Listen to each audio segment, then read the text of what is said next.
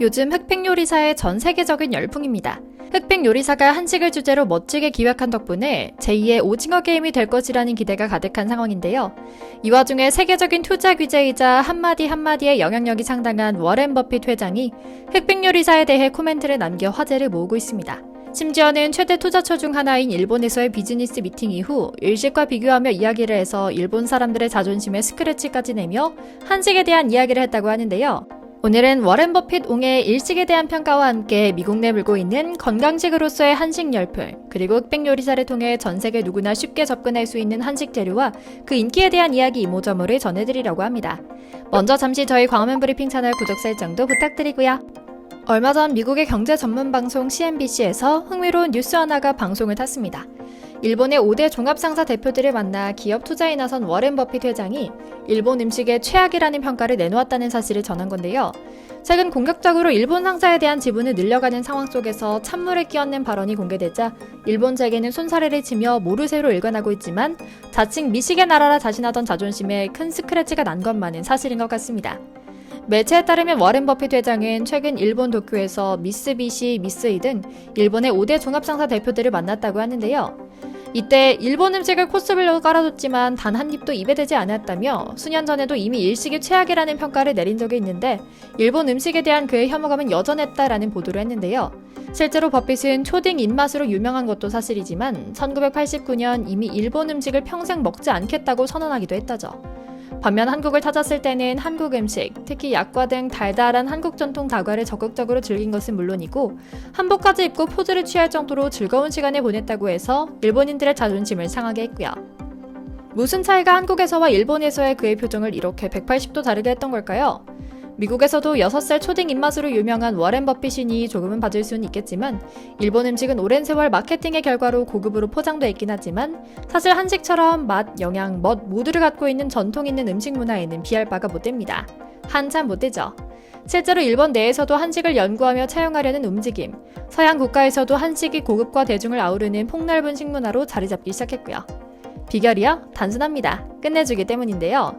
워렌 버핏의 독특한 식습관은 이미 미국에서도 혀를 내두를 정도라고 합니다. 올해 92세지만 아침 식사로 여전히 맥도날드를 선호하며 하루에 코카콜라 5캔, 사탕, 패스트푸드점 데어리퀸의 아이스크림을 먹는 것으로 알려져 있거든요.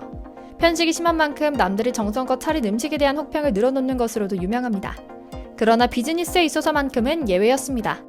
특히 해외에 나와서나 미국 대통령이나 연방준비제도 의장 등과 만나는 자리에서는 그래도 노력하는 모습을 보였거든요. 물론 주최 측에서 코카콜라 한 캔 정도는 꼭 준비해주긴 하지만요. 그러나 일본에서만큼은 예외였습니다. 워렌 버핏은 1989년 일본 방문 후 기자회견에서 누가 묻지도 않았는데 먼저 일본 음식 이야기를 꺼냈습니다. 음식이 끔찍했다. 앞으로 일본 음식은 다시 먹지 않을 것이다 라고 단언한 겁니다. 이어 그의 회고록에도 관련 사건이 글에 담깁니다. 그의 전기 스노우볼 워렌 버핏과 삶의 비즈니스에 따르면 버핏은 당시 소니 회장이었던 모리타 아키오가 주최한 만찬에 초대받았다고 합니다. 손님인 만큼 주최는 15가지나 되는 일본식 고급 코스 요리를 제공했다고 하는데요. 그 몇 시간 동안 버핏은 고문받는 것 같은 기분이 들었다고 말합니다. 요리가 나오는 내내 요리사의 기분이 상할 것을 걱정했고 초대한 이들 앞에서 망신스러워 땀을 뻘뻘 흘렸다고도 하죠. 실제로 롤케이크 외에는 그 어떤 것도 먹지 못했다는 워렌 버핏은 당시를 회상하며 말합니다. 지구상에 생으로 먹을 수 있는 것이 이렇게 많구나 깨달았다. 특히나 외설적으로 모델이 누워있는 몸 위에 사시미를 올려둔 모습은 기괴하기까지 했다. 결국 햄버거를 그리워하다가 근처 친구의 아파트로 탈출해 팝콘, 땅콩, 딸기 아이스크림을 즐기는 꿈을 꿨다라고요. 이번에도 마찬가지였습니다. 이번 달에 CNBC와의 인터뷰에서 최근 일본 방문에선 어떤 음식을 먹었냐는 질문에 키세스 초콜릿과 코카콜라 딱 2개라고 대답하기도 했거든요. 물론 냉정히 말하자면 이런 평가는 워렌 버핏 개인의 초딩 입맛 취향이 많이 반영되어 정성스레 음식을 준비한 일본인들은 다소 억울할 수도 있습니다. 하지만 실제로 미국 등 서양의 저명한 인물들 사이에서는 최근 한식이 일상적인 건강식이자 고급 음식으로 자리 잡기 시작했다고 합니다. 최근 한국 대중문화의 영향으로 일반 대중들 사이에서 코리안 바비큐, 부대찌개 등 다양한 음식이 널리 인기를 누리는 것은 잘 알려진 사실입니다. 서양인들은 한식이 가진 아주 독특한 매력에 대해 말합니다. 바로 전 세계 어떤 곳이라도 그곳의 특산물이나 향토 재료를 활용해 몇몇 한식 조미료만 첨가한다면 볶고, 지지고, 찌고, 데치는 등 그 가짓수도 다양한 조리 방법으로 조합해 한식풍 요리를 뚝딱 하고 만들어낼 수 있다는 점인데요. 이 점이 최근 한식의 폭넓은 전파에 큰 힘을 내고 있다고 합니다. 즉 신토불이라 해서 한국 토종식만 고집하던 모습에서 벗어나 보다 자신들의 입맛에 맞게 진화하는 한식이 편하게 입맛에 맞아 별미로서의 한식에 그치는 것이 아니라 생활 음식으로서의 한식으로 자리 잡기 시작하는 건데요.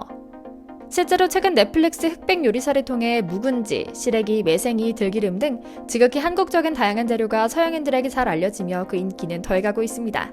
최근 다양한 한국 회사가 이미 미국에서 열무김치, 갓김치는 물론이고 묵은지까지 동네 슈퍼 한 켠을 차지하고 있고 속꼬리, 소곱창 등은 미국에서도 꽤나 쉽게 구하고 접할 수 있기 때문에 더 다양하게 한식을 즐길 수 있는 환경이 마련된 것이죠. 뿐만 아닙니다. 한국 음식은 음식 고유의 스토리도 매력적이라고 말합니다. 실제로 한국 음식이 전달할 수 있는 이야기들은 아주 많습니다. 보리밥은 사람들을 농촌의 논밭으로 데려가는데 이것은 한국 역사의 척추라고 할 수 있는 중요한 이야기죠. 부대찌개는 어려운 시대에 한국 엄마들이 발휘했던 창의성을 이야기해주고 해장국은 민주화전 반문화에서 생겨났으며 갈비 타코나 상추쌈 대신 먹는 브리또 삼겹살쌈과 같이 최근에 개발된 음식은 한국 문화와 외부 문화의 결합, 즉 세계화를 이끄는 한국 문화의 저력을 이야기해주죠. 이처럼 이렇게 한국 음식은 이제 대중성은 확실히 갖춘 것 같습니다. 그런데 앞서 말씀드린 것처럼 이전 건강식 고급 식문화로서의 한식 문화 또한 서양의 사회 지도층을 중심으로 퍼져가고 있다고 합니다. 앞서 말씀드린 워렌 버핏도 마찬가지고 가장 대표적인 예가 바로 미국 대통령의 영부인인 질 바이든 여사의 식습관입니다. 그녀는 오랫동안 정치를 하며 영향력을 키워온 남편 덕분에 워싱턴 정가에서 소문난 미식가라고 하는데요. 자리가 자리인 만큼 그녀의 입맛은 워싱턴과 재계 사모님들 사이에서도 익숙해진 것을 넘어 자신들의 생활 속에 받아들이는 멋진 식문화로 자리 잡았다고 합니다. 질 바이든은 일찍이 한식의 진가를 알고 그 문화를 자신의 삶 깊숙하게 받아들인 서양인으로 유명했습니다. 그녀는 여느 서양인처럼 원래 한식을 별미 개념으로 즐겼다고 합니다. 미국에도 워낙 많은 한식당이 있지만 서양인들의 입맛에 맞춘 코츠식 고급 한정식집이 전부였다고 하는데요. 정갈한 식기에 예쁜 플레이팅이 인상적이긴 했지만 식문화로서의 한식에 대한 이해는 적었다고 합니다. 그러다 한식의 정서에 흠뻑 취하게 된 것은 오바마 행정부의 바이든 부통령 시절 한국을 방문했을 당시 서울 은평구 진관사를 찾으며 시작했다고 하는데요. 바이든 여사는 당시 경내 사찰 음식 체험관인 향적당과 새신교 다리 등을 둘러보고 진관사의 500년 된장 등 사찰 음식과 바루 공양, 한국 비구니 스님들의 삶과 비구니 교육 등에 대해 깊은 관심을 보였다고 합니다. 방명록에도 뜻깊은 메시지를 남겼습니다. 스님들의 생활의 아름다움과 평온함을 우리와 나눠주셔서 감사하다. 함께 시간을 보내게 되어 영광이었다라고요. 그래서인지 이번 윤 대통령 방미 때도 만찬자리에 한식이 올라왔다고 합니다. 양국 화합을 상징하는 음식인 크랩 케이크와 소 갈비찜을 내놓았다고 하는데요. 이 모든 과정을 지려사가 총괄을 기획했다고 하죠. 한식에 대한 그녀의 이해는 진관사에서의 인연에 기인한다는 비하인드 스토리가 들리기도 했고요. 이렇게 한식은 이제 확실히 미국에서 고급 식문화로 자리 잡은 것 같습니다. 실제로 뉴욕타임스에는 세계에서 가장 진귀한 음식은 무엇일까요? 세계의 많은 유명 요리사들은 덴마크 코펜하겐이나 미국 뉴욕이 아니라 한국, 그것도 외딴 사찰에서 만들어지는 정관 스님의 사찰 음식을 꼽는다라는 기사가 게재되기도 했는데요. 기사는 한 줄 한 줄 한식에 대한 심도 있는 고찰을 담았죠. 하지만 이런 상황이 정말 깊은 이유는 단순히 서양인들이 한식을 좋아한다, 세계 최고의 부호가 한식을 좋아하고 일식을 욕했다는 것 때문만은 아닙니다. 이제는 보다 한식의 진짜 매력, 그 가치에 대해 이해하기 시작한 것이 중요한 포인트인 것 같습니다. 넷플릭스 흑백 요리사는 주변에서 쉽게 볼 수 있는 소박한 재료를 활용해 본연의 맛에 집중하도록 조화를 만들어 행복하면서도 건강하고 맛있는 음식을 만드는 한식. 자연 친화적이고 인간 친화적인 한국의 식문화에 대한 이해를 높이는 데 큰 힘을 보태고 있습니다. 한식이라는 장르가 전 세계 어떤 음식과도 어울려 새로운 단계로 진일보하는 날을 그리며 오늘 영상 마치겠습니다.